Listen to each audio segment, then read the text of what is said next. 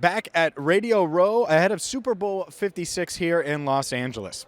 Hi again, everyone. I'm James Erpine of AllBengals.com and Cincinnati Bengals Talk. And, well, the countdown to Super Bowl 56 is on. And, yeah, there's a lot going on here in Los Angeles. As you can see, you just set the scene. There's just so many people across Radio Row. You see that SI banner there. But there's been a lot of people I've been able to catch up with. And I encourage you to check out the Locked On Bengals podcast. We're going to have full-length exclusive interviews that you're not going to get anywhere else with Jake Lisco and myself, and one of which, former Bengals wide receiver Andrew Hawkins. And you're going to hear a clip of that during this video. But I have to start with maybe the coldest take ever, and it's not mine. Thank goodness. I was on the right side of history.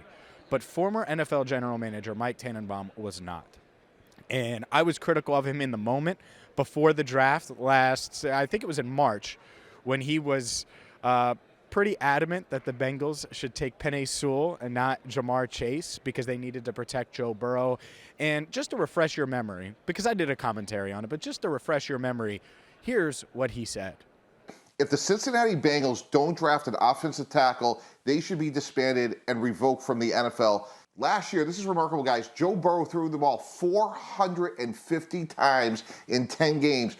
Unacceptable. They cannot go out on the field this year unless they draft an offensive tackle, Penei Sewell, with the 5th pick. I don't care if it's the U.S. Olympic track team out there, Jamar Chase, Justin Jefferson.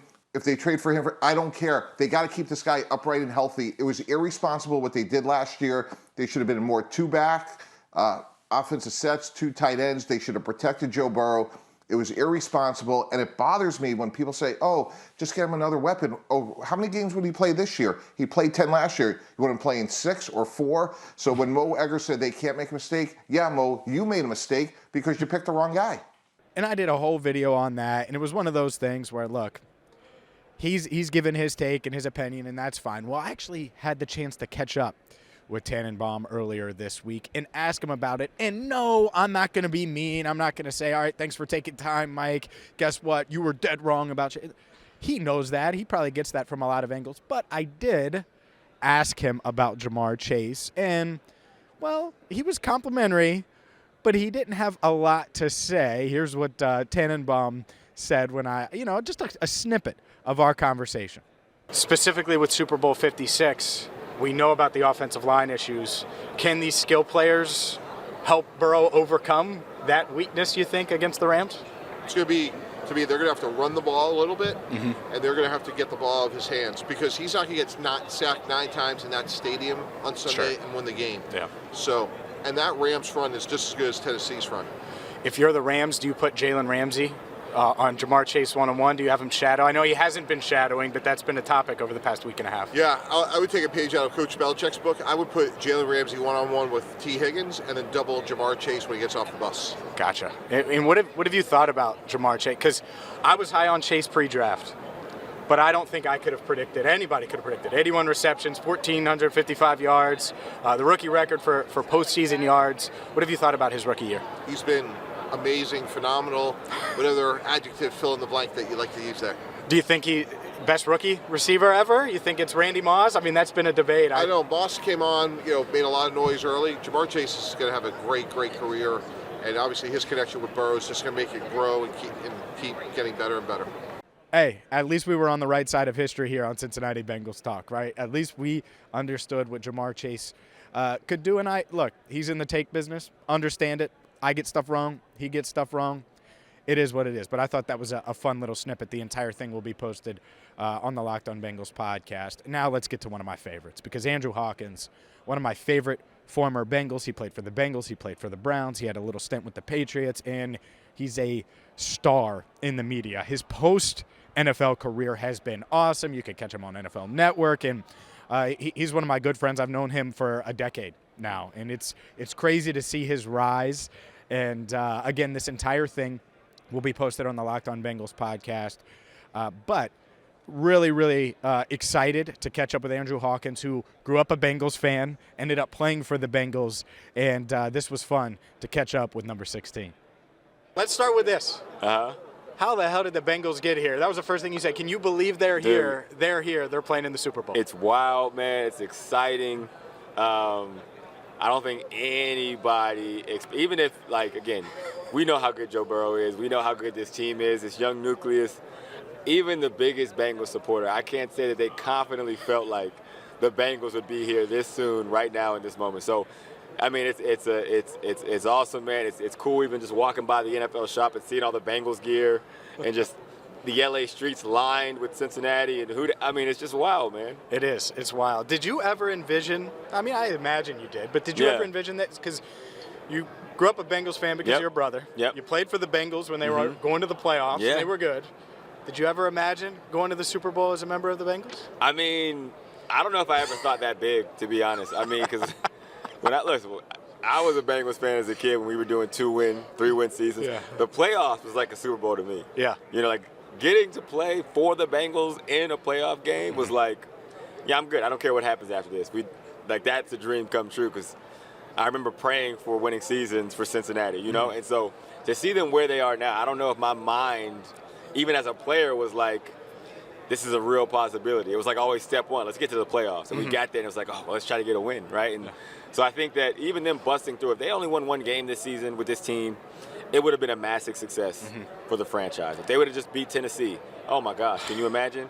To win the AFC Championship, and that's the thing about this game. Like, I don't want to say they're on house money because they really have an opportunity to win, but I mean, this is a season Bengals fans, no matter what happens from here on out, will talk about for the rest of their lives, right? Like, this is a part of that history, and that's really cool to witness. Because it's so unexpected. Exactly. So unexpected. Exactly. And there's beauty in that. What went through your mind after they beat the Raiders? Jermaine Pratt catches the interception. Joe Burrow's like, we're not going to celebrate. This is what we expect. This is the standard, given the history that you know very well. I mean, I think that is there's no more perfect illustration about who Joe Burrow is and why he's such a special player, because it's very easy to go into these games or situations and say, hey, we're just happy to be here.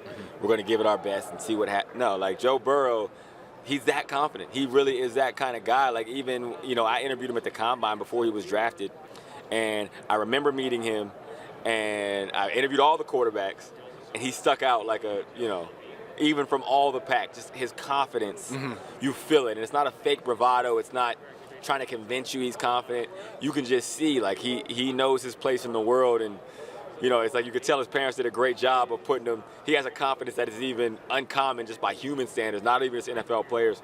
And I remember seeing Darren Simmons at the Combine, and I was like, hey, trying to tip his hat one way or the other. I'm like, I don't know what you guys plan to do, but I don't know if I've ever seen a rookie coming in who could probably command a following the way Joe Burrow could do in the locker room. And Darren kind of gave me just a look and just kind of kept walking. But so to see him now and those sound bites of like, hey, get used to this. It's not fake. It's not for the cameras. It's not to be cute. Genuinely who he is, genuinely how he views himself and his team, and the rest of his team, you can tell follow his confidence that way.